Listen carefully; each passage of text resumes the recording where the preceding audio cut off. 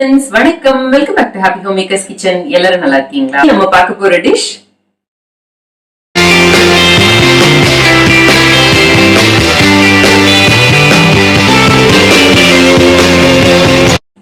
ஒரு மிக்சிங் பவுல்ல அரை கப் அளவுக்கு ராகி மாவு எடுத்துக்கோங்க. அது இந்த மாதிரி ஒரு சமடையில போட்டு சலிச்சு எடுத்துக்கலாம். 2 டீஸ்பூன் அளவுக்கு கோகோ பவுடர் சேர்த்துக்கோங்க.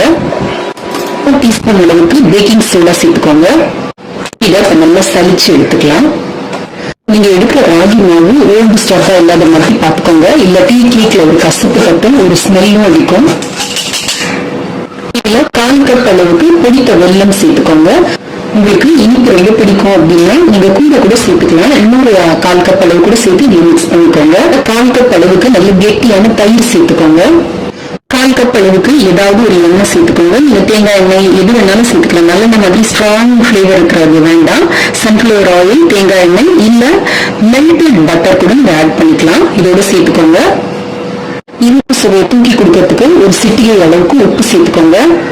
இதை நல்லா மிக்ஸ் பண்ணிக்கலாம். இதோட இன்னும் 1/4 கப் அளவுக்கு தண்ணி சேர்த்துக்கோங்க. கட்டிகளா இருக்கிற மாதிரி இருந்ததுன்னா இந்த மாதிரி ஒரு ஃபோர்க் யூஸ் பண்ணி மிக்ஸ் பண்ணுங்க. இந்த மாதிரி ஒரு பீங்கான் பாத்திரமோ இல்ல எவர் சில்வர் பாத்திரமோ ஏதாவது ஒன்று எடுத்துக்கோங்க. அதுல கொஞ்சமா நெய்யோ இல்ல வெண்ணெயோ இல்ல எண்ணெயோ தடவிக்கோங்க.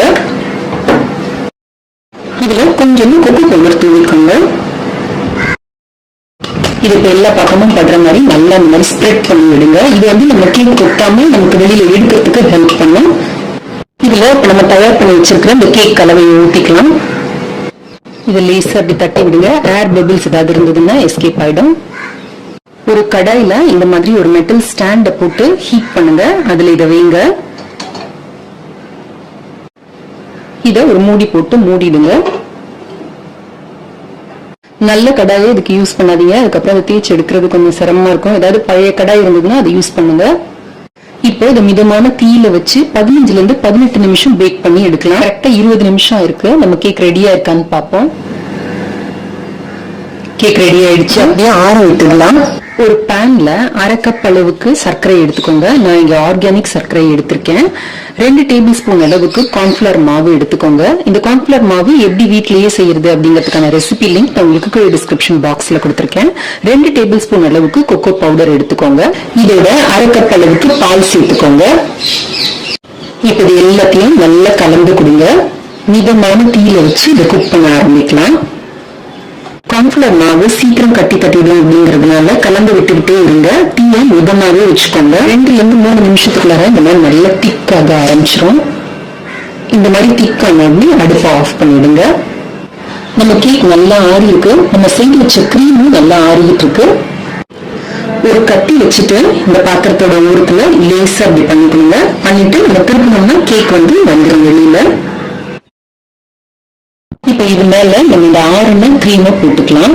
பாத்தீங்கன்னா எவ்வளவு சாஃப்டா இருக்குன்னு தெரியும் உங்களுக்கு. இது ராகில பண்ணது நம்ம சொன்னாதான் மற்றவங்களுக்கு தெரியும். இல்லாட்டி இது நார்மல் மைதால பண்ற கேக் மாதிரியே நல்ல சாஃப்டா நல்லா இருக்கும். இப்போ நம்ம இந்த கிரீம் வச்சு டெக்கரேட் பண்ணலாம்.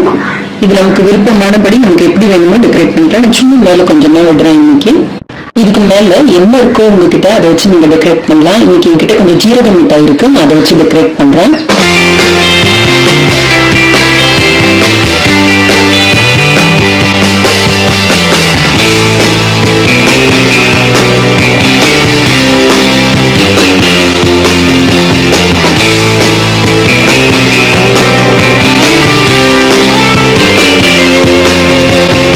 இந்த வீடியோ உங்களுக்கு ரொம்ப பிடிச்சிருக்கும் நினைக்கிறேன். பிடிச்சிருந்ததா லைக் பண்ணுங்க. நம்ம சேனலுக்கு சப்ஸ்கிரைப் பண்ணி ஹாப்பி ஹோம் மேக்கர் குடும்பத்தில் ஒரு அங்கத்தினரா சேர்ந்துருங்க. இணைந்திருங்கள் ஹாப்பி ஹோம் மேக்கருடன். நன்றி, வணக்கம். ஆரோக்கியமான சமையல், ஆனந்தமான வாழ்க்கை.